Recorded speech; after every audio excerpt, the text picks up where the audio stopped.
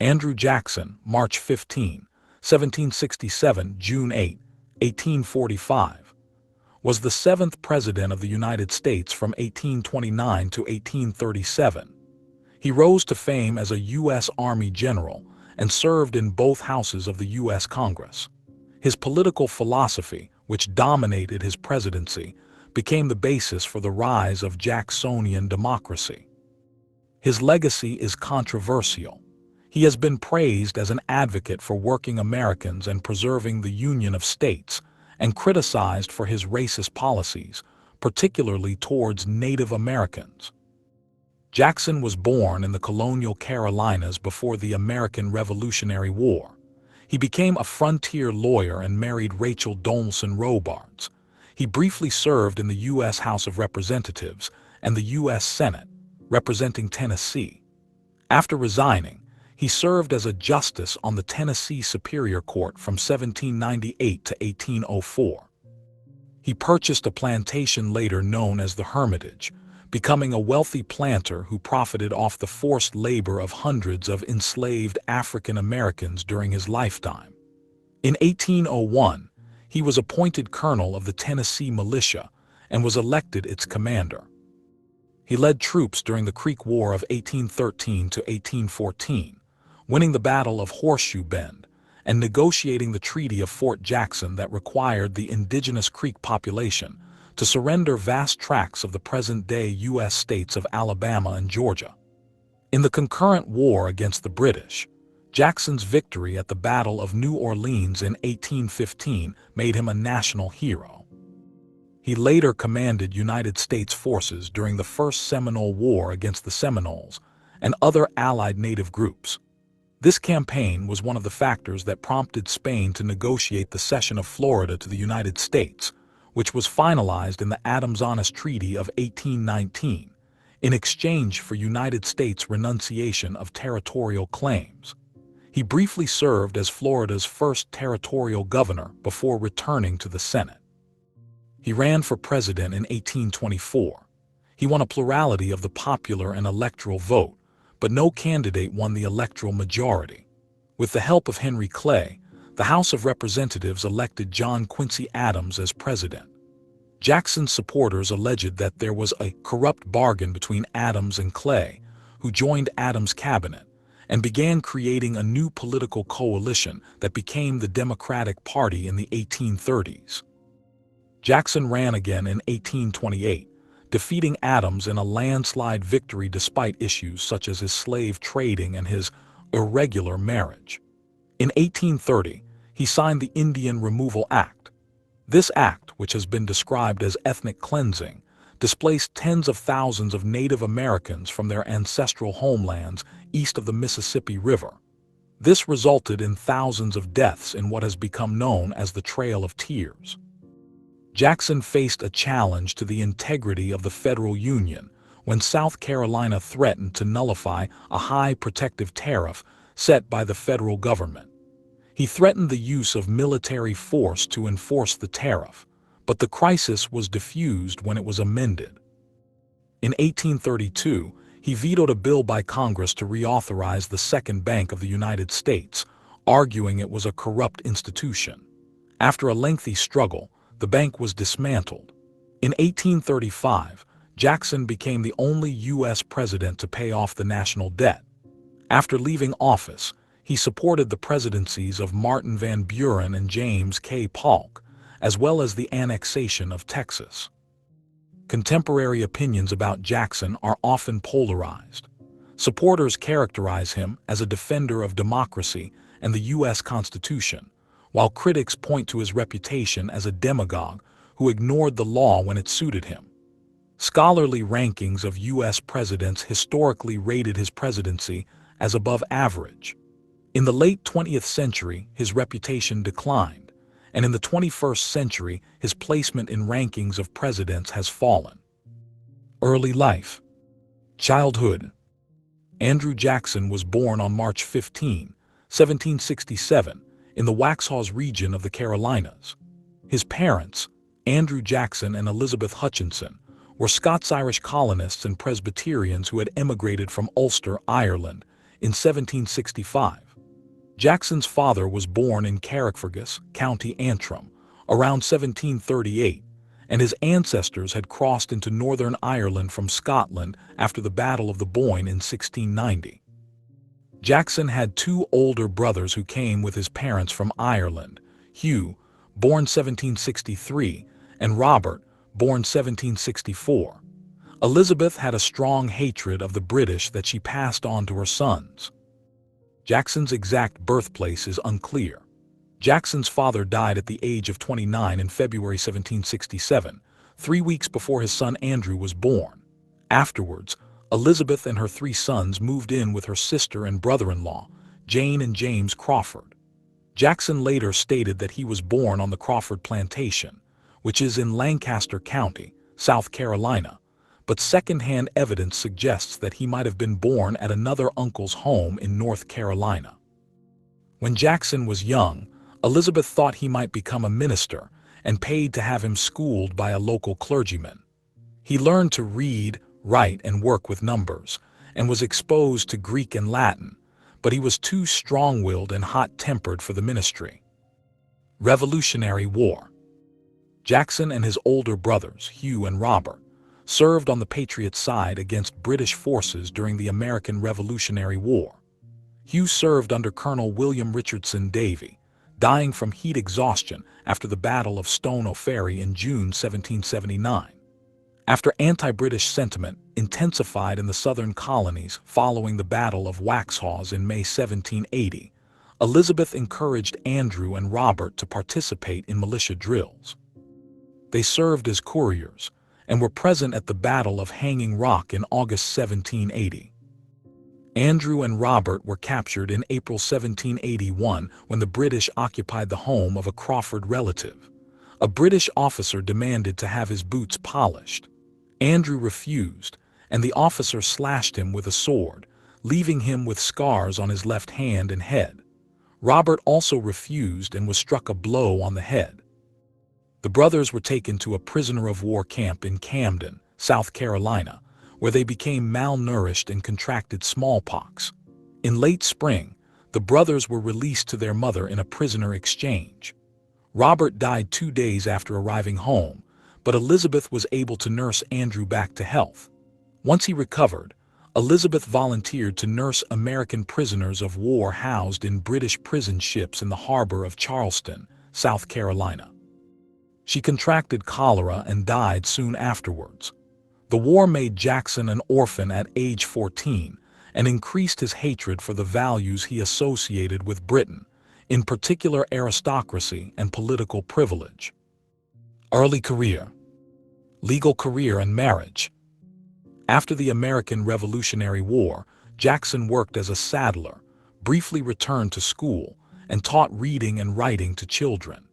In 1784, he left the Waxhaws region for Salisbury, North Carolina, where he studied law under attorney Spruce Mackay. He completed his training under John Stokes and was admitted to the North Carolina bar in September 1787. Shortly thereafter, his friend John McNary helped him get appointed as a prosecuting attorney in the Western District of North Carolina, which would later become the state of Tennessee. While traveling to assume his new position, Jackson stopped in Jonesboro. While there, he bought his first slave, a woman who was around his age. He also fought his first duel, accusing another lawyer, White Still Avery, of impugning his character. The duel ended with both men firing in the air. Jackson began his new career in the frontier town of Nashville in 1788 and quickly moved up in social status. He became a protege of William Blount, one of the most powerful men in the territory. Jackson was appointed Attorney General of the Miro District in 1791 and Judge Advocate for the militia the following year.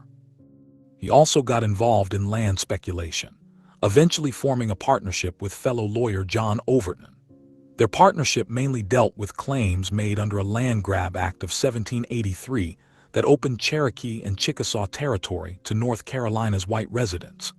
Jackson also became a slave trader, transporting enslaved people for the interregional slave market between Nashville and the Natchez district of Spanish West Florida via the Mississippi River and the Natchez Trace. While boarding at the home of Rachel Stockley Dolmson, the widow of John Dolmson, Jackson became acquainted with their daughter, Rachel Dolmson Robards. The younger Rachel was in an unhappy marriage with Captain Lewis Robards, and the two were separated by 1789. After the separation, Jackson and Rachel became romantically involved, living together as husband and wife. Robards petitioned for divorce, which was granted in 1793 on the basis of Rachel's infidelity. The couple legally married in January 1794. In 1796, they acquired their first plantation, Hunter's Hill, on 640 acres, 260 ha of land near Nashville. Early public career. Jackson became a member of the Democratic-Republican Party, the dominant party in Tennessee. He was elected as a delegate to the Tennessee Constitutional Convention in 1796. When Tennessee achieved statehood that year, he was elected to be its U.S. representative. During his 10 months in Congress, Jackson argued against the Jay Treaty, criticized George Washington for allegedly removing Democratic Republicans from public office, and joined several other Democratic-Republican congressmen in voting against a resolution of thanks for Washington. He advocated for the right of Tennessee to militarily oppose Native American interests. The state legislature elected him to be a U.S. Senator in 1797, but he resigned after serving only 6 months. In early 1798, Governor John Sevier appointed Jackson to be a judge of the Tennessee Superior Court. In 1802, he also became Major General or Commander of the Tennessee Militia, a position that was determined by a vote of the militia's officers. The vote was tied between Jackson and Sevier, a popular Revolutionary War veteran and former governor, but the governor, Archibald Roane, broke the tie in Jackson's favor. Jackson later accused Sevier of fraud and bribery. Sevier responded by impugning Rachel's honor, resulting in a shootout on a public street. Soon afterwards, they met to duel, but parted without having fired at each other. Planting career in slavery. Jackson resigned his judgeship in 1804. He had almost gone bankrupt when the land and mercantile speculations he had made on the basis of promissory notes fell apart in the wake of the Panic of 1796 to 1797. He had to sell Hunter's Hill, as well as 25,000 acres, 10,000 ha of land he bought for speculation, and bought a smaller 420-acre, 170 ha plantation near Nashville that he would call the Hermitage. He focused on recovering from his losses by becoming a successful planter and merchant. The Hermitage grew to 1,000 acres, 400 ha, making it one of the largest cotton-growing plantations in the state. Like most planters in the southern United States, Jackson used slave labor. In 1804, Jackson had 9 African-American slaves. By 1820, he had over 100, and by his death in 1845, he had over 150. Over his lifetime, he owned a total of 300 slaves. Jackson subscribed to the paternalistic idea of slavery, which claimed that slave ownership was morally acceptable as long as slaves were treated with humanity and their basic needs were cared for. In practice, slaves were treated as a form of wealth whose productivity needed to be protected. Jackson directed harsh punishment for slaves who disobeyed or ran away. For example, in an 1804 advertisement to recover a runaway slave, he offered $10 extra for every 100 lashes any person will give him, up to 300 lashes, a number that would likely have been fatal. Over time, his accumulation of wealth in both slaves and land placed him among the elite families of Tennessee. Duel with Dickinson and adventure with Burr. In May 1806, Jackson fought a duel with Charles Dickinson. Their dispute started over payments for a forfeited horse race, escalating for 6 months until they agreed to the duel. Dickinson fired first. The bullet hit Jackson in the chest but shattered against his breastbone. He returned fire and killed Dickinson. The killing tarnished Jackson's reputation. Later that year, Jackson became involved in former Vice President Aaron Burr's plan to conquer Spanish Florida and drive the Spanish from Texas. Burr, who was touring what was then the western United States after mortally wounding Alexander Hamilton in a duel, stayed with the Jacksons at the Hermitage in 1805. He eventually persuaded Jackson to join his adventure. In October 1806, Jackson wrote James Winchester that the United States can conquer not only Florida, but all Spanish North America. He informed the Tennessee militia that it should be ready to march at a moment's notice when the government and constituted authority of our country require it, and agreed to provide boats and provisions for the expedition. Jackson sent a letter to President Thomas Jefferson telling him that Tennessee was ready to defend the nation's honor. Jackson also expressed uncertainty about the enterprise. He warned the governor of Louisiana, William Claiborne, and Tennessee Senator Daniel Smith that some of the people involved in the adventure might be intending to break away from the United States. In December, Jefferson ordered Burr to be arrested for treason. Jackson, safe from arrest because of his extensive paper trail, organized the militia to capture the conspirators. He testified before a grand jury in 1807, implying that it was Burr's associate James Wilkinson who was guilty of treason, not Burr. Burr was acquitted of the charges. Military career. War of 1812. On June 18, 1812, the United States declared war on the United Kingdom, launching the War of 1812.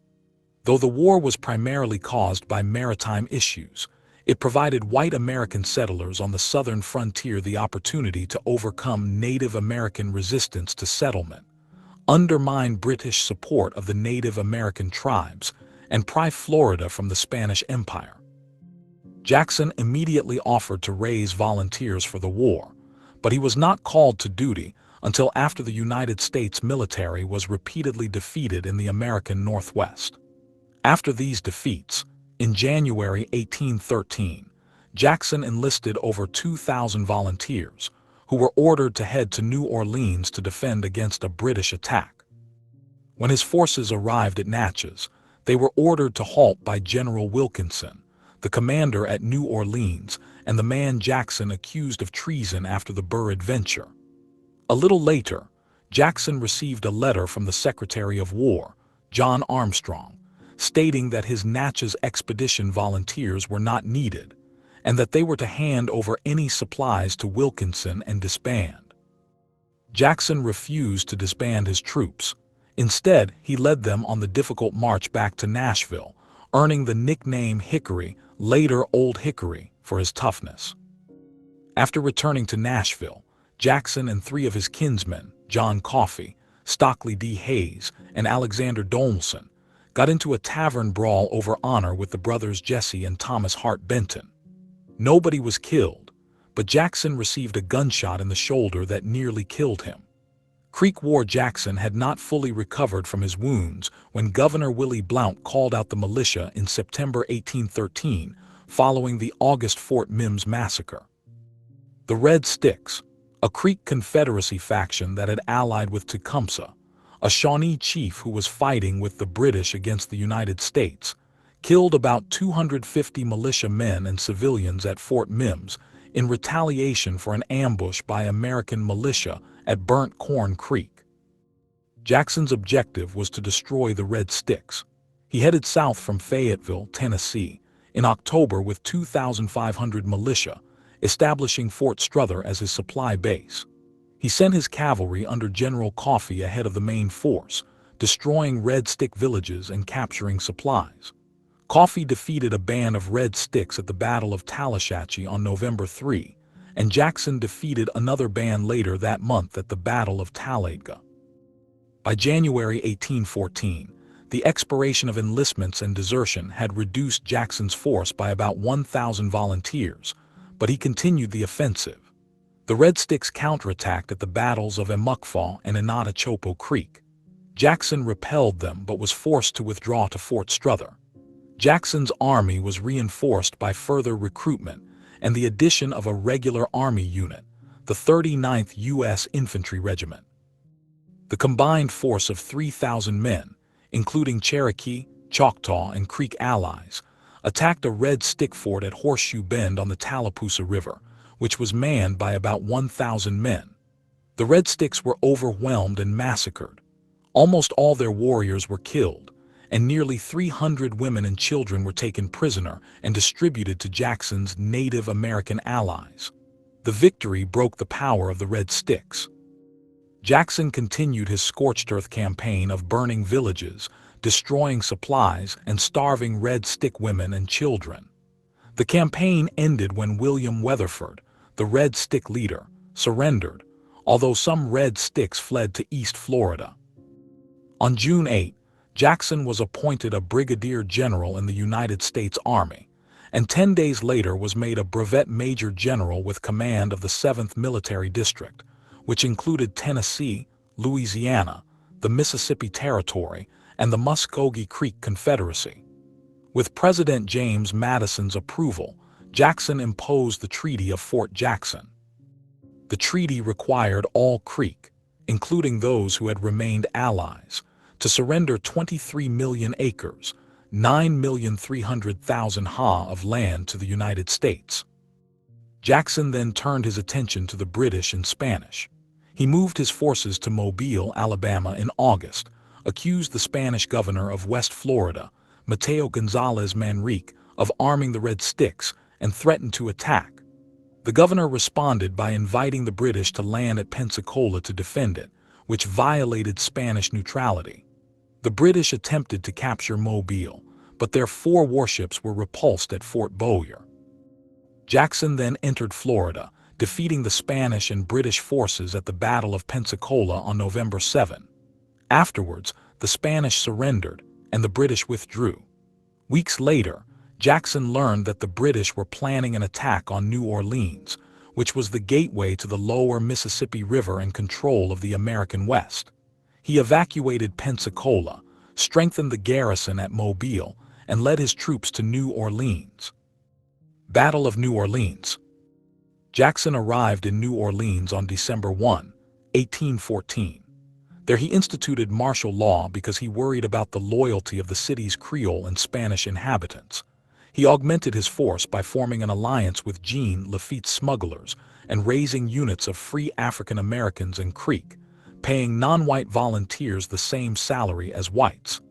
This gave Jackson a force of about 5,000 men when the British arrived. The British arrived in New Orleans in mid-December. Admiral Alexander Cochrane was the overall commander of the operation. General Edward Pakenham commanded the army of 10,000 soldiers, many of whom had served in the Napoleonic Wars. As the British advanced up the east bank of the Mississippi River, Jackson constructed a fortified position to block them. The climactic battle took place on January 8 when the British launched a frontal assault. Their troops made easy targets for the Americans protected by their parapets, and the attack ended in disaster. The British suffered over 2,000 casualties, including Pakenham, to the Americans 71.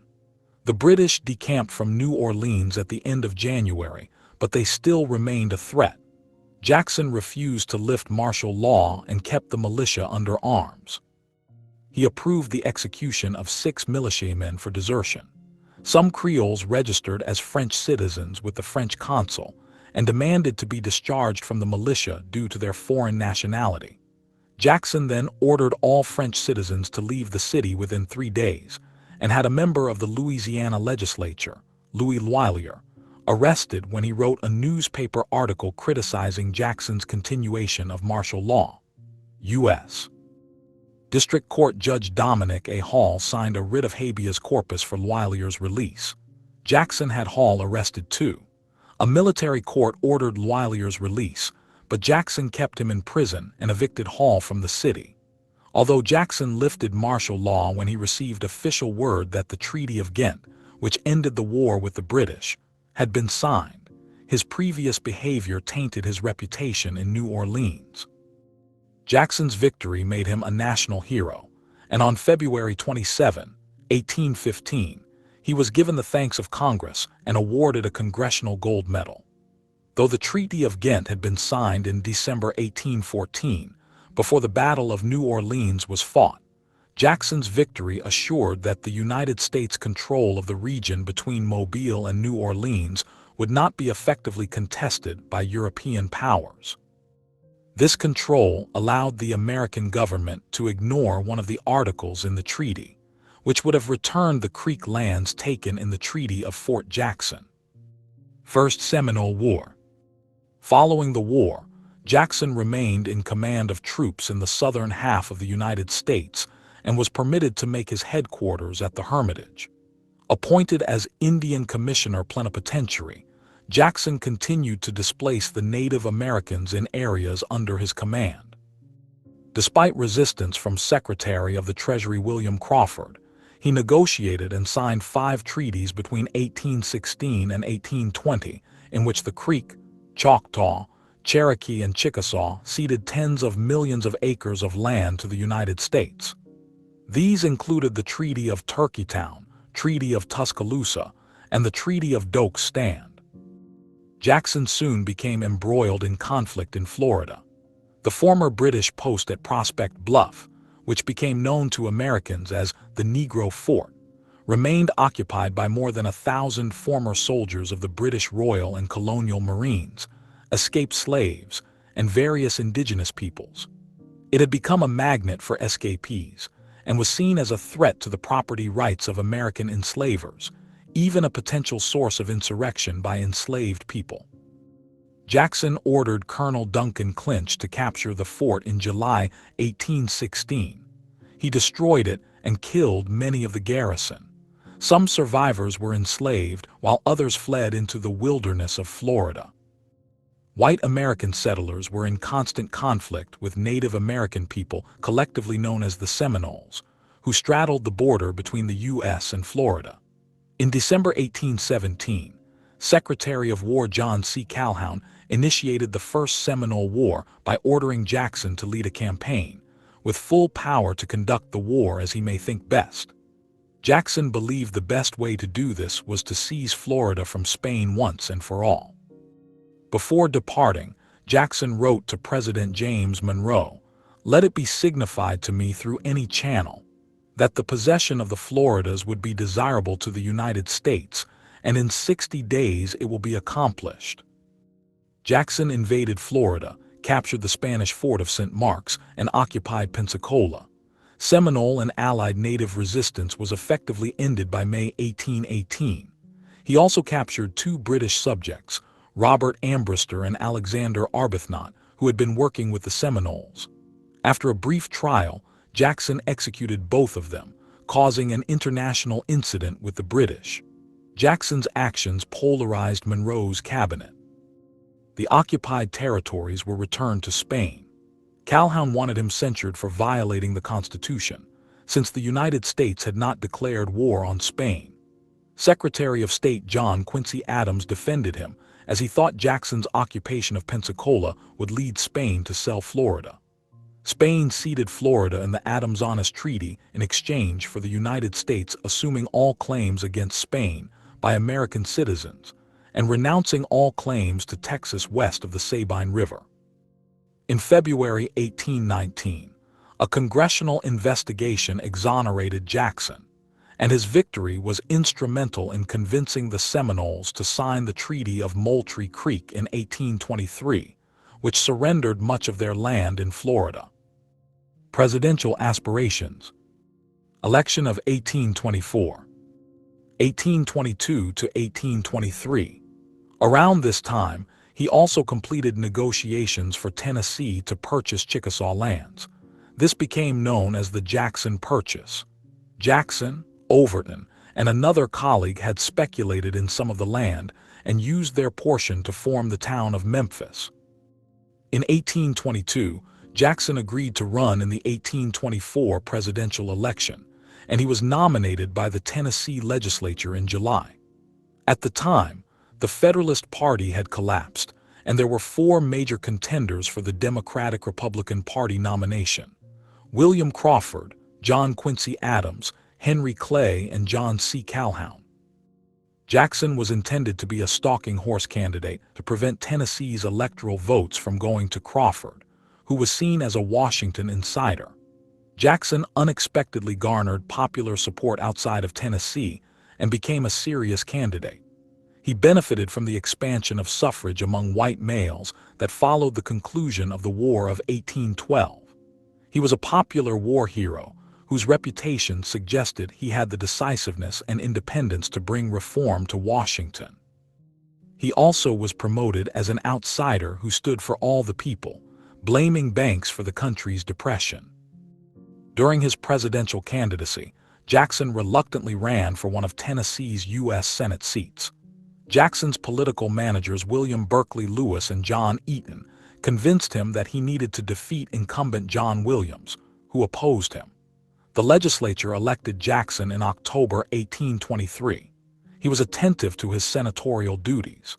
He was appointed chairman of the Committee on Military Affairs, but avoided debate or initiating legislation. He used his time in the Senate to form alliances and make peace with old adversaries. Eaton continued to campaign for Jackson's presidency, updating his biography and writing a series of widely circulated pseudonymous letters that portrayed Jackson as a champion of Republican liberty.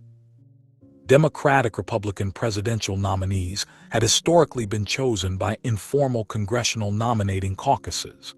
In 1824, most of the Democratic Republicans in Congress boycotted the caucus, and the power to choose nominees was shifting to state nominating committees and legislatures. Jackson was nominated by a Pennsylvania convention, making him not merely a regional candidate but the leading national contender.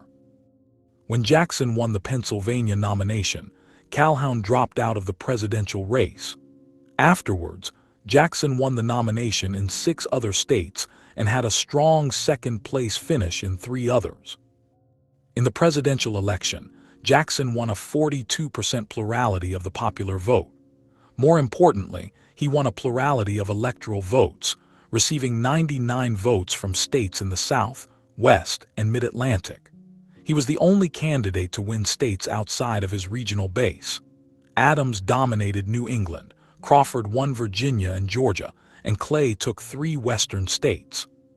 Because no candidate had a majority of 131 electoral votes, the House of Representatives held a contingent election under the terms of the 12th Amendment. The amendment specifies that only the top 3 electoral vote winners are eligible to be elected by the House, so Clay was eliminated from contention. Clay, who was also Speaker of the House and presided over the election's resolution, saw a Jackson presidency as a disaster for the country. Clay threw his support behind Adams, who won the contingent election on the first ballot. Adams appointed Clay as his Secretary of State, leading supporters of Jackson to accuse Clay and Adams of having struck a corrupt bargain. After the congressional session concluded, Jackson resigned his Senate seat and returned to Tennessee. Election of 1828 and death of Rachel Jackson. After the election, Jackson's supporters formed a new party to undermine Adams and ensure he served only one term. Adams's presidency went poorly, and Adams's behavior undermined it.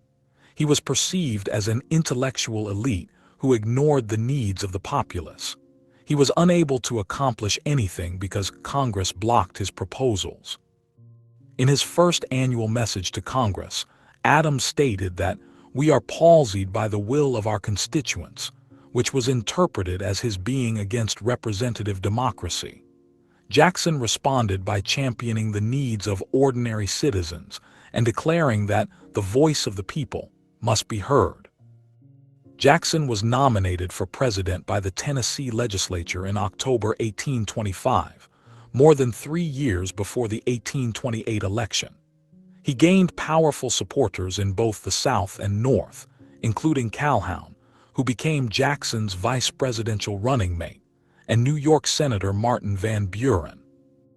Meanwhile, Adams's support from the southern states was eroded when he signed a tax on European imports, the Tariff of 1828, which was called the Tariff of Abominations by opponents, into law. Jackson's victory in the presidential race was overwhelming. He won 56% of the popular vote and 68% of the electoral vote. The election ended the one-party system that had formed during the era of good feelings, as Jackson's supporters coalesced into the Democratic Party, and the various groups who did not support him eventually formed the Whig Party. The political campaign was dominated by the personal abuse that partisans flung at both candidates. Jackson was accused of being the son of an English prostitute and a mulatto, and he was accurately labeled a slave trader who trafficked in human flesh. A series of pamphlets known as the Coffin Handbills accused him of having murdered 18 white men, including the soldiers he had executed for desertion, and alleging that he stabbed a man in the back with his cane. In 1807, Jackson had been indicted and acquitted on a charge of assault with intent to kill in the case of the alleged cane stabbing. They stated that he had intentionally massacred Native American women and children at the Battle of Horseshoe Bend, ate the bodies of Native Americans he killed in battle, and threatened to cut off the ears of congressmen who questioned his behavior during the First Seminole War. Jackson and Rachel were accused of adultery for living together before her divorce was finalized, and Rachel heard about the accusation. She had been under stress throughout the election, and just as Jackson was preparing to head to Washington for his inauguration, she fell ill. She did not live to see her husband become president, dying of a stroke or heart attack a few days later. Jackson believed that the abuse from Adams's supporters had hastened her death, stating at her funeral, "May God Almighty forgive her murderers, as I know she forgave them. I never can." Presidency, 1829 to 1837. Inauguration. Jackson arrived in Washington, D.C. on February 11 and began forming his cabinet. He chose Van Buren as Secretary of State, John Eaton as Secretary of War, Samuel D. Ingham as Secretary of Treasury, John Branch as Secretary of Navy, John M. Berrien as Attorney General, and William T. Barry as Postmaster General. Jackson was inaugurated on March 4, 1829. Adams, who was embittered by his defeat, refused to attend. Jackson was the first president-elect to take the oath of office on the east portico of the U.S. Capitol. In his inaugural address, he promised to protect the sovereignty of the states, respect the limits of the presidency, reform the government by removing disloyal or incompetent appointees, and observe a fair policy toward Native Americans. Jackson invited the public to the White House, which was promptly overrun by well-wishers who caused minor damage to its furnishings. The spectacle earned him the nickname King Mob. Reforms and rotation in office. Jackson believed that Adams's administration had been corrupt, and he initiated investigations into all executive departments.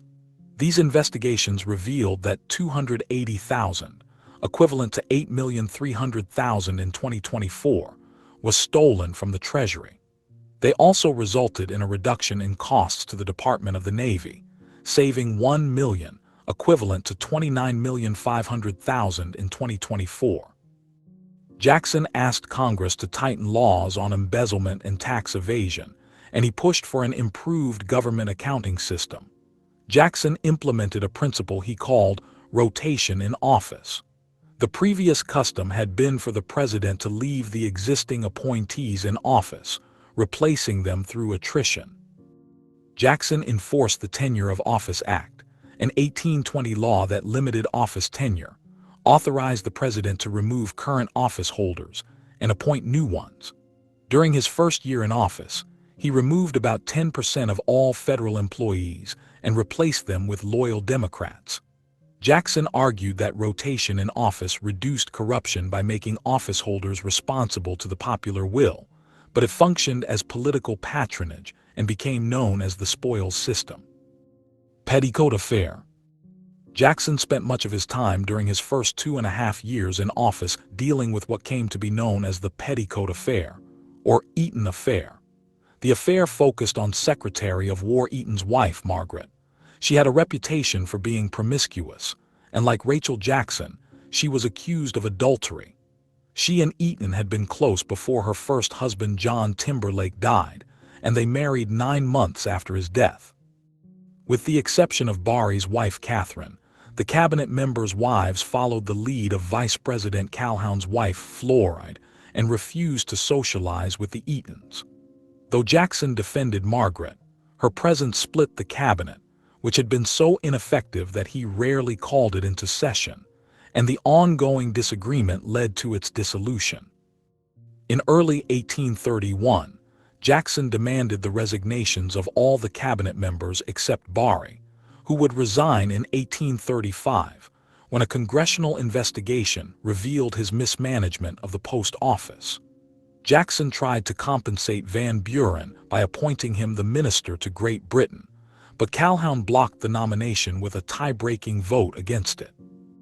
Van Buren, along with newspaper editors Amos Kendall and Francis Preston Blair, would become regular participants in Jackson's kitchen cabinet, an unofficial, varying group of advisors that Jackson turned to for decision-making even after he had formed a new official cabinet. Indian Removal Act. Jackson's presidency marked the beginning of a national policy of Native American removal. Before Jackson took office, the relationship between the southern states and the Native American tribes who lived within their boundaries was strained. The states felt that they had full jurisdiction over their territories. The native tribes saw themselves as autonomous nations that had a right to the land they lived on. Significant portions of the 5 major tribes in the area then known as the Southwest, the Cherokee, Choctaw, Chickasaw, Creek, and Seminoles, began to adopt white culture, including education, agricultural techniques, a road system, and rudimentary manufacturing. In the case of the tensions between the state of Georgia and the Cherokee, Adams had tried to address the issue encouraging Cherokee emigration west of the Mississippi through financial incentives, but most refused. In the first days of Jackson's presidency, some southern states passed legislation extending state jurisdiction to Native American lands. Jackson supported the states' right to do so. His position was later made clear in the 1832 Supreme Court test case of this legislation, Worcester v. Georgia. Georgia had arrested a group of missionaries for entering Cherokee territory without a permit. The Cherokee declared these arrests illegal. The court under Chief Justice John Marshall decided in favor of the Cherokee. Imposition of Georgia law on the Cherokee was unconstitutional. Horace Greeley alleges that when Jackson heard the ruling, he said, "Well, John Marshall has made his decision, but now let him enforce it." Although the quote may be apocryphal, Jackson made it clear he would not use the federal government to enforce the ruling. Jackson used the power of the federal government to enforce the separation of indigenous tribes and whites. In May 1830, Jackson signed the Indian Removal Act, which Congress had narrowly passed.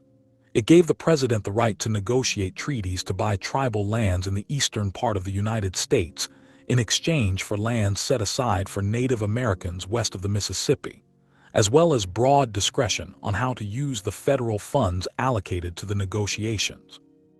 The law was supposed to be a voluntary relocation program, but it was not implemented as one. Jackson's administration often achieved agreement to relocate through bribes, fraud, and intimidation, and the leaders who signed the treaties often did not represent the entire tribe. The relocations could be a source of misery too. The Choctaw relocation was rife with corruption, theft, and mismanagement that brought great suffering to that people. In 1830, Jackson personally negotiated with the Chickasaw, who quickly agreed to move. In the same year, Choctaw leaders signed the Treaty of Dancing Rabbit Creek. The majority did not want the treaty but complied with its terms. In 1832, Seminole leaders signed the Treaty of Payne's Landing, which stipulated that the Seminoles would move west and become part of the Muskogee Creek Confederacy if they found the new land suitable. Most Seminoles refused to move, leading to the Second Seminole War in 1835 that lasted 6 years. Members of the Muskogee Creek Confederacy ceded their land to the state of Alabama in the Treaty of Cusseta of 1832. Their private ownership of the land was to be protected, but the federal government did not enforce this. The government did encourage voluntary removal until the Creek War of 1836, after which almost all Creek were removed to Oklahoma Territory. In 1836, Cherokee leaders ceded their land to the government by the Treaty of New Echota. Their removal, known as the Trail of Tears, was enforced by Jackson's successor, Van Buren. Jackson also applied the removal policy in the Northwest. He was not successful in removing the Iroquois Confederacy in New York, but when some members of the Meskwaki, Fox, and the Sauk triggered the Black Hawk War by trying to cross back to the east side of the Mississippi, the peace treaties ratified after their defeat reduced their lands further. During his administration, he made about 70 treaties with American Indian tribes. He had removed almost all the Native Americans east of the Mississippi and south of Lake Michigan, about 70,000 people, from the United States, though it was done at the cost of thousands of Native American lives lost because of the unsanitary conditions and epidemics arising from their dislocation, as well as their resistance to expulsion. Jackson's implementation of the Indian Removal Act contributed to his popularity with his constituency. He added over 170,000 square miles of land to the public domain, which primarily benefited the United States agricultural interests. The act also benefited small farmers, as Jackson allowed them to purchase moderate plots at low prices and offered squatters on land formerly belonging to Native Americans the option to purchase it before it was offered for sale to others. Nullification crisis. Jackson had to confront another challenge that had been building up since the beginning of his first term. The Tariff of 1828, which had been passed in the last year of Adams' administration, set a protective tariff at a very high rate to prevent the manufacturing industries in the northern states from having to compete with lower-priced imports from Britain. The tariff reduced the income of southern cotton planters. It propped up consumer prices, but not the price of cotton, which had severely declined in the previous decade. Immediately after the tariff's passage, the South Carolina Exposition and Protest was sent to the U.S. Senate. This document, which had been anonymously written by John C. Calhoun, asserted that the Constitution was a compact of individual states, and when the federal government went beyond its delegated duties, such as enacting a protective tariff, a state had a right to declare this action unconstitutional and make the act null and void within the borders of that state. Jackson suspected Calhoun of writing the Exposition and Protest and opposed his interpretation. Jackson argued that Congress had full authority to enact tariffs and that a dissenting state was denying the will of the majority. He also needed the tariff, which generated 90% of the federal revenue, to achieve another of his presidential goals, eliminating the national debt. The issue developed into a personal rivalry between the two men. For example, during a celebration of Thomas Jefferson's birthday on April 13, 1830, the attendees gave after-dinner toasts. Jackson toasted, "Our federal union, it must be preserved," a clear challenge to nullification. Calhoun, whose toast immediately followed, rebutted, "The Union, next to our liberty, the most dear." As a compromise, Jackson supported the tariff of 1832, which reduced the duties from the tariff of 1828 by almost half. The bill was signed on July 9, but failed to satisfy extremists on either side. On November 24, South Carolina had passed the Ordinance of Nullification, declaring both tariffs null and void and threatening to secede from the United States if the federal government tried to use force to collect the duties. In response, Jackson sent warships to Charleston Harbor and threatened to hang any man who worked to support nullification or secession. On December 10, he issued a proclamation against the nullifiers, condemning nullification as contrary to the Constitution's letter and spirit, rejecting the right of secession, and declaring that South Carolina stood on the brink of insurrection and treason. On December 28, Calhoun, who had been elected to the U.S. Senate, resigned as vice president. Jackson asked Congress to pass a force bill authorizing the military to enforce the tariff. It was attacked by Calhoun as despotism. Meanwhile, Calhoun and Clay began to work on a new compromise tariff. Jackson saw it as an effective way to end the confrontation, but insisted on the passage of the force bill before he signed. On March 2, he signed into law the force bill and the tariff of 1833. The South Carolina Convention then met and rescinded its nullification ordinance, but nullified the force bill in a final act of defiance. 2 months later, Jackson reflected on South Carolina's nullification. The tariff was only the pretext, and disunion and Southern Confederacy the real object. The next pretext will be the Negro or slavery question. Bank Warren election of 1832. Bank v. A few weeks after his inauguration, Jackson started looking into how he could replace the Second Bank of the United States. The bank had been chartered by President Madison in 1816 to restore the United States economy after the War of 1812. Monroe had appointed Nicholas Biddle as the bank's executive.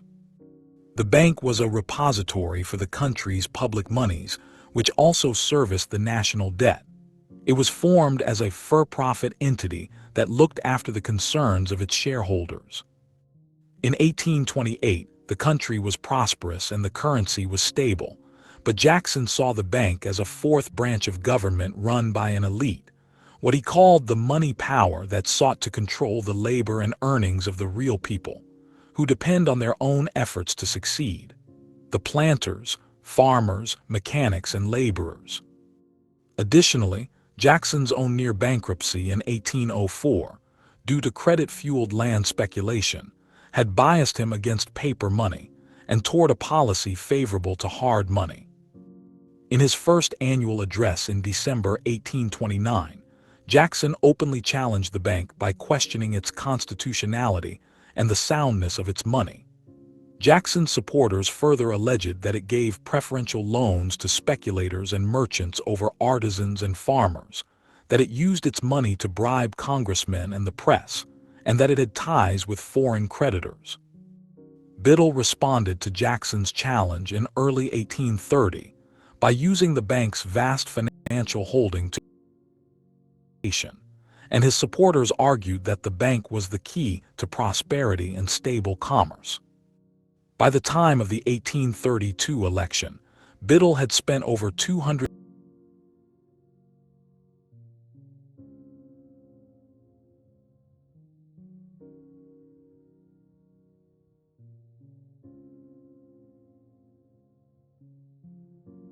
and congressmen. On the surface, Jackson's and Biddle's positions did not appear irreconcilable. Jackson seemed open to keeping the bank if it could include some degree of federal oversight and have its property subject to taxation by the states. Many of Jackson's cabinet members thought a compromise was possible. In 1831, Treasury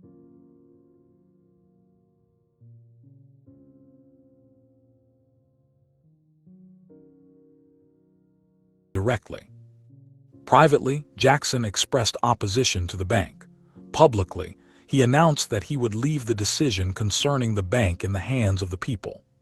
Biddle was finally convinced to take open action by Henry Clay, who had decided to run for president against Jackson in the 1832 election. Biddle would agree to seek renewal of the charter 2 years earlier than scheduled. Clay argued that Jackson was in a bind.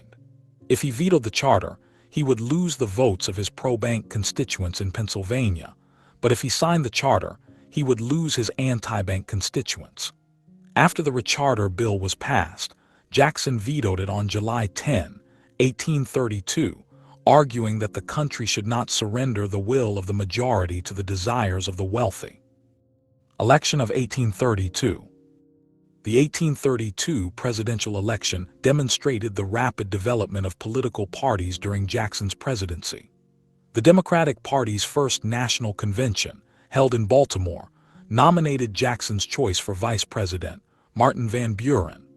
The National Republican Party, which had held its first convention in Baltimore earlier in December 1831, nominated Clay, now a senator from Kentucky, and John Sargent of Pennsylvania. An anti-Masonic party, with a platform built around opposition to Freemasonry, supported neither Jackson nor Clay, who both were Masons. The party nominated William Wirt of Maryland and Amos Ellmaker of Pennsylvania. In addition to the votes Jackson would lose because of the bank veto, Clay hoped that Jackson's Indian Removal Act would alienate voters in the East, but Jackson's losses were offset by the act's popularity in the West and Southwest. Clay had also expected that Jackson would lose votes because of his stand on internal improvements.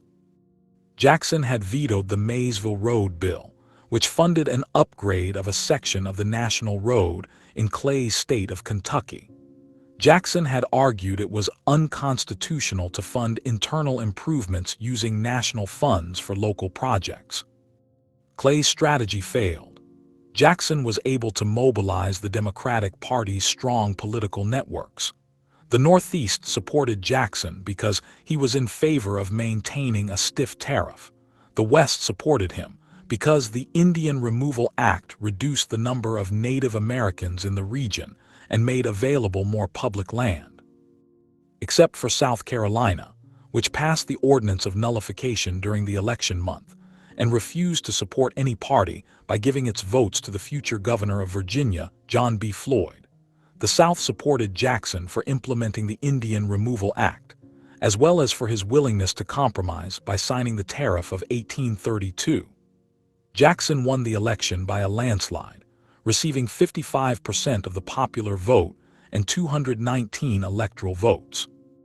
Removal of deposits and censure Jackson saw his victory as a mandate to continue his war on the bank's control over the national economy.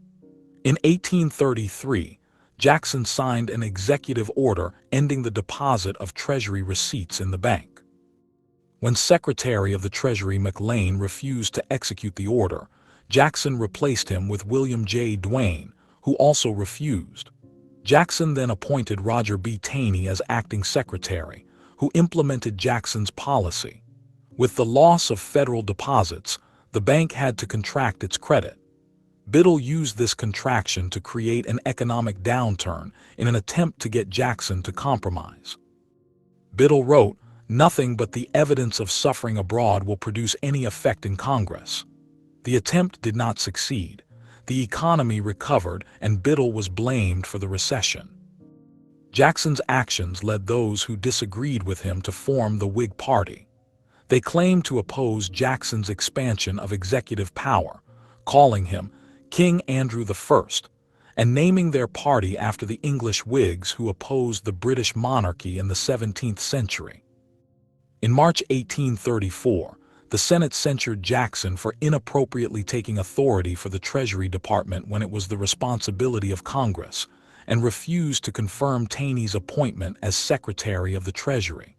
In April, however, the House declared that the bank should not be rechartered.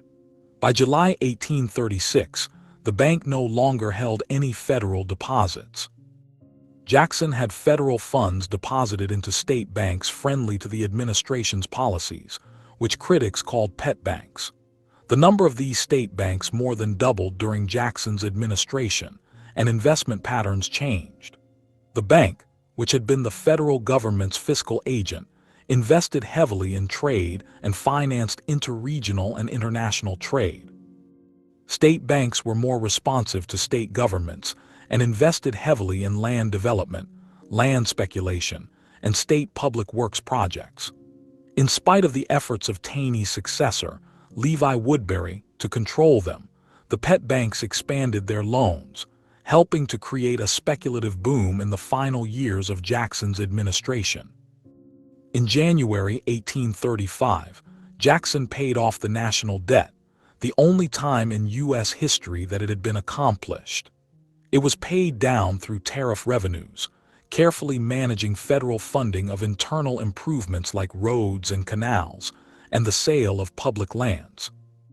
Between 1834 and 1836, the government had an unprecedented spike in land sales. At its peak in 1836, The profits from land sales were 8 to 12 times higher than a typical year. During Jackson's presidency, 63 million acres of public land, about the size of the state of Oklahoma, was sold. After Jackson's term expired in 1837, a Democrat-majority Senate expunged Jackson's censure. Panic of 1837. Despite the economic boom following Jackson's victory in the Bank War, land speculation in the West caused the Panic of 1837. Jackson's transfer of federal monies to state banks in 1833 caused Western banks to relax their lending standards. The Indian Removal Act made large amounts of former Native American lands available for purchase and speculation. Two of Jackson's acts in 1836 contributed to the Panic of 1837. One was the Specie Circular, which mandated Western lands only be purchased by money backed by specie. The act was intended to stabilize the economy by reducing speculation on credit, but it caused a drain of gold and silver from the Eastern banks to the Western banks to address the needs of financing land transactions. The other was the Deposit and Distribution Act, which transferred federal monies from Eastern to Western state banks. Together, they left Eastern banks unable to pay specie to the British when they recalled their loans to address their economic problems in international trade. The panic drove the U.S. economy into a depression that lasted until 1841. Physical assault and assassination attempt on May 6, 1833.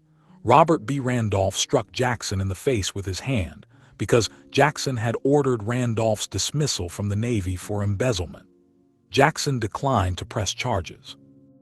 While Jackson was leaving the United States Capitol on January 30, 1835, Richard Lawrence, an unemployed house painter from England, aimed a pistol at him, which misfired. Lawrence pulled out a second pistol, which also misfired. Jackson attacked Lawrence with his cane until others intervened to restrain Lawrence, who was later found not guilty by reason of insanity and institutionalized. This was the first attempt to assassinate a sitting president in United States history. Slavery. By the 1830s, abolitionism in the United States had become a major reform movement, one often targeted by pro-slavery violence. Federal troops were used to crush Nat Turner's slave rebellion in 1831, though Jackson ordered them withdrawn immediately afterwards despite the petition of local citizens for them to remain for protection. Jackson considered the issue of slavery divisive to the nation and to the delicate alliances of the Democratic Party. Jackson's view was challenged when the American Anti-Slavery Society agitated for abolition by sending anti-slavery tracts through the postal system into the South in 1835. Jackson condemned the abolitionists as monsters and said they should die, arguing that their anti-slavery activism would encourage sectionalism and destroy the Union. The tracts provoked riots in Charleston, and pro-slavery Southerners demanded that the Postal Service ban distribution of the materials. Jackson responded by directing that anti-slavery tracts should be sent only to subscribers, whose names could be made publicly known, exposing them to reprise. That December, Jackson called on Congress to prohibit the circulation through the South of incendiary publications intended to instigate the slaves to insurrection. Foreign Affairs. The Jackson administration successfully negotiated a trade agreement with Siam, the first Asian country to form a trade agreement with the U.S. The administration also made trade agreements with Great Britain, Spain, Russia, and the Ottoman Empire. In his first annual message to Congress, Jackson addressed the issues of spoliation claims, demands of compensation for the capture of American ships and sailors by foreign nations during the Napoleonic Wars. Using a combination of bluster and tact, he successfully settled these claims with Denmark, Portugal, and Spain, but he had difficulty collecting spoliation claims from France, which was unwilling to pay an indemnity agreed to in an earlier treaty. Jackson asked Congress in 1834 to authorize reprisals against French property if the country failed to make payment, as well as to arm for defense. In response, France put its Caribbean fleet on a wartime footing. Both sides wanted to avoid a conflict, but the French wanted an apology for Jackson's belligerence. In his 1835 annual message to the Congress, Jackson asserted that he refused to apologize, but stated that he did not intend to menace or insult the government of France. The French were assuaged and agreed to pay $5 million, equivalent to $152,403,200 in 2024, to settle the claims. Since the early 1820s, large numbers of Americans had been immigrating into Texas, a territory of the newly independent nation of Mexico. As early as 1824, Jackson had supported acquiring the region for the United States. In 1829, he attempted to purchase it, but Mexico did not want to sell.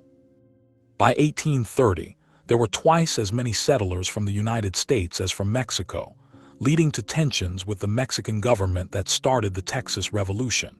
During the conflict, Jackson covertly allowed the settlers to obtain weapons and money from the United States. They defeated the Mexican military in April 1836 and declared the region an independent country, the Republic of Texas. The new republic asked Jackson to recognize and annex it. Although Jackson wanted to do so, he was hesitant because he was unsure it could maintain independence from Mexico. He also was concerned because Texas had legalized slavery, which was an issue that could divide the Democrats during the 1836 election. Jackson recognized the Republic of Texas on the last full day of his presidency, March 3, 1837. Judiciary Jackson appointed 6 justices to the Supreme Court. Most were undistinguished. Jackson nominated Roger B. Taney in January 1835 to the court in reward for his services, but the nomination failed to win Senate approval. When Chief Justice Marshall died in 1835, Jackson again nominated Taney for Chief Justice. He was confirmed by the new Senate, serving as Chief Justice until 1864. He was regarded with respect during his career on the bench, but he is most remembered for his widely condemned decision in Dred Scott v. Sanford. On the last day of his presidency, Jackson signed the Judiciary Act of 1837, which created 2 new Supreme Court seats and reorganized the federal circuit courts. States admitted to the Union. 2 new states were admitted into the Union during Jackson's presidency: Arkansas, June 15, 1836, and Michigan, January 26, 1837.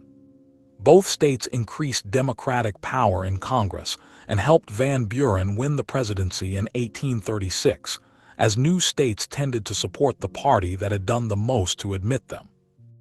Later life and death, 1837 to 1845.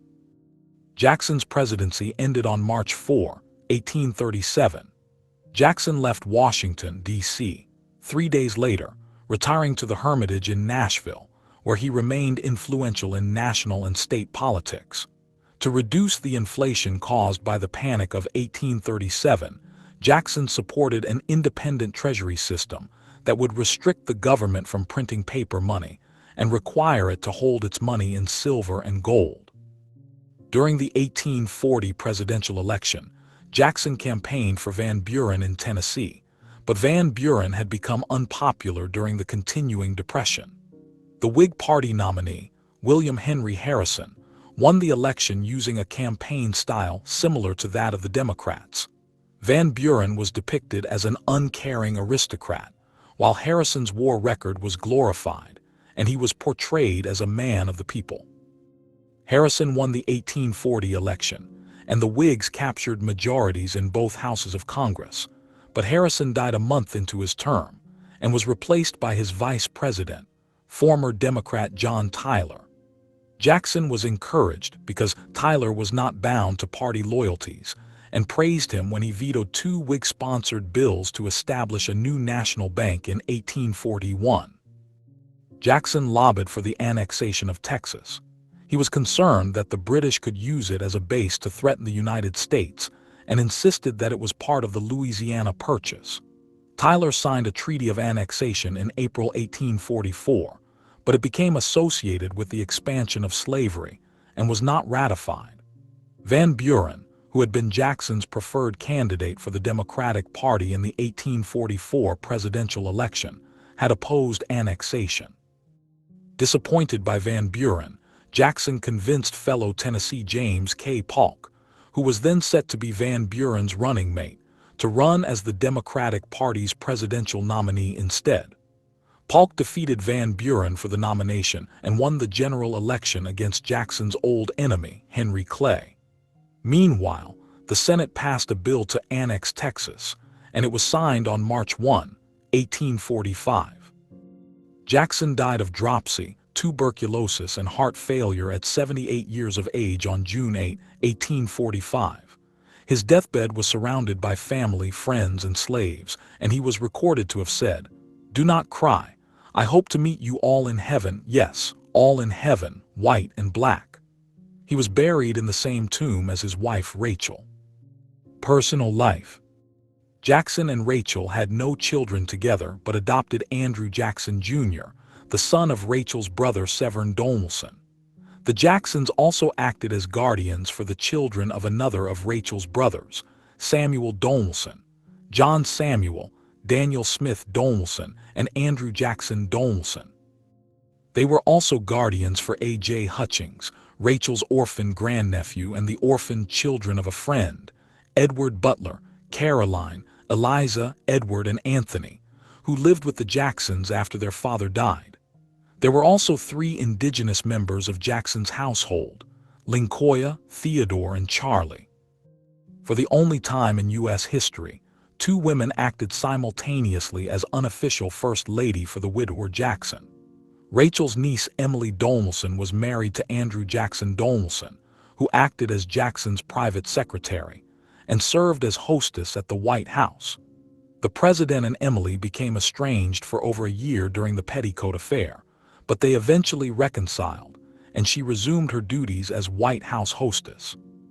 Sarah York Jackson, the wife of Andrew Jackson Jr., became co-hostess of the White House in 1834, and took over all hostess duties after Emily died from tuberculosis in 1836.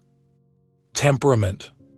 Jackson had a reputation for being short-tempered and violent, which terrified his opponents. He was able to use his temper strategically to accomplish what he wanted. He could keep it in check when necessary. His behavior was friendly and urbane when he went to Washington as senator during the campaign leading up to the 1824 election. According to Van Buren, he remained calm in times of difficulty and made his decisions deliberatively. He had the tendency to take things personally. If someone crossed him, he would often become obsessed with crushing them. For example, on the last day of his presidency, Jackson declared he had only 2 regrets: that he had not shot Henry Clay or hanged John C. Calhoun. He also had a strong sense of loyalty. He considered threats to his friends as threats to himself, but he demanded unquestioning loyalty in return. Jackson was self-confident, without projecting a sense of self-importance. This self-confidence gave him the ability to persevere in the face of adversity. Once he decided on a plan of action, he would adhere to it. His reputation for being both quick-tempered and confident worked to his advantage. It misled opponents to see him as simple and direct, leading to often underestimating his political shrewdness. Religion. In 1838, Jackson became an official member of the First Presbyterian Church in Nashville. Both his mother and his wife had been devout Presbyterians all their lives, but Jackson stated that he had postponed officially entering the church until after his retirement to avoid accusations that he had done so for political reasons. Legacy. Jackson's legacy is controversial and polarizing. His contemporary, Alexis de Tocqueville, depicted him as the spokesman of the majority and their passions. He has been variously described as a frontiersman personifying the independence of the American West, a slave-owning member of the Southern gentry, and a populist who promoted faith in the wisdom of the ordinary citizen. He has been represented as a statesman who substantially advanced the spirit of democracy, and upheld the foundations of American constitutionalism, as well as an autocratic demagogue who crushed political opposition and trampled the law. In the 1920s, Jackson's rise to power became associated with the idea of the common man. This idea defined the age as a populist rejection of social elites and a vindication of every person's value independent of class and status. Jackson was seen as its personification, an individual free of societal constraints who can achieve great things. In 1945, Arthur M. Schlesinger Jr.'s influential The Age of Jackson redefined Jackson's legacy through the lens of Franklin D. Roosevelt's New Deal, describing the common man as a member of the working class struggling against exploitation by business concerns. Jackson's legacy has been variously used by later presidents. Abraham Lincoln referenced Jackson's ideas when negotiating the challenges to the Union that he faced during 1861, including Jackson's understanding of the Constitution during the nullification crisis and the president's right to interpret the Constitution. Franklin D. Roosevelt used Jackson to redefine the Democratic Party, describing him as a defender of the exploited and downtrodden, and as a fighter for social justice and human rights. The members of the Progressive Party of 1948 to 1955 saw themselves as the heirs to Jackson. Donald Trump used Jackson's legacy to present himself as the president of the common man, praising Jackson for saving the country from a rising aristocracy and protecting American workers with a tariff. In 2016, Barack Obama's administration announced it was removing Jackson's portrait from the $20 bill and replacing it with one of Harriet Tubman. Though the plan was put on hold during Trump's first presidency, Joe Biden's administration resumed it in 2021. The debate over Jackson's legacy, his significance as an outsider who represents the ultimate triumph of the common man, or as a symbol of undemocratic racism and brutality, continues into the 21st century. The Indian Removal Act has been described as ethnic cleansing. To achieve the goal of separating Native Americans from the whites, coercive force such as threats and bribes were used to effect removal, and unauthorized military force was used when there was resistance, as in the case of the Second Seminole War. The act also has been discussed in the context of genocide, and its role in the long-term destruction of Native American societies and their cultures continues to be debated. In the last decade, white supremacist groups have used Jackson's image in their literature, and in 2020, anti-racist protesters in Washington, D.C. attempted to pull down the Andrew Jackson statue in Lafayette Square. Jackson was historically rated highly as a president, but his reputation began to decline in the 1960s. His contradictory legacy is shown in scholarly rankings. In a C-SPAN poll of historians, Jackson was ranked the 13th in 2009, 18th in 2017, and 22nd in 2021. The Presidential Greatness Project, which surveys political scientists, found that Jackson was rated the 9th greatest president in 2014, falling to 15th in 2018 and 21st in 2024. But he was rated the 3rd most polarizing president after Barack Obama and George W. Bush in 2014, and the 2nd most polarizing after Donald Trump in both 2018 and 2024.